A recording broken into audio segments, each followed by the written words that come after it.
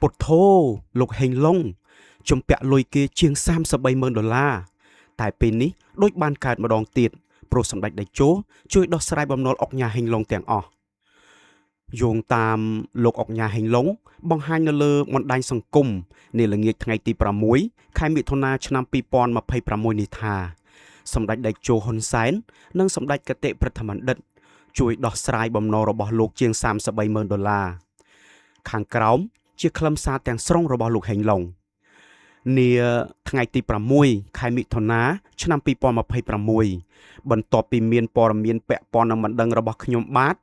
ក្នុងករណីជំពាក់ប្រាក់ចំនួន$33,151.70 អាមេរិករឿងរ៉ាវនេះបានជ្រាបដល់សម្ដេចអគ្គមហាសេនាបតីតេជោហ៊ុនសែននិងសម្ដេចគតិប្រិទ្ធបណ្ឌិតប៊ុនរ៉ានីហ៊ុនសែនសម្ដេចទាំងទ្វេបានមេត្តាជួយសម្របសម្រួលជាមួយម្ចាស់បំណុលខាងលើក៏ដូចជាម្ចាស់បំណុលផ្សេងទៀតដែលខ្ញុំបាទកំពុងប្រឈមមុខខ្ញុំបាទហេងឡុងនិងភរិយាសូមក្រាបថ្វាយបង្គំនិងសម្ដែងនៅអំណរអគុណយ៉ាងជ្រាលជ្រៅបំផុតចំពោះសម្ដេចទាំងទ្វេដែលបានមេត្តាជួយស្រោចស្រង់ជីវិតកិត្តិយសនិងផ្ដល់កម្លាំងចិត្តដល់កូនទាំងពីរក្នុងគ្រាលំបាកនេះ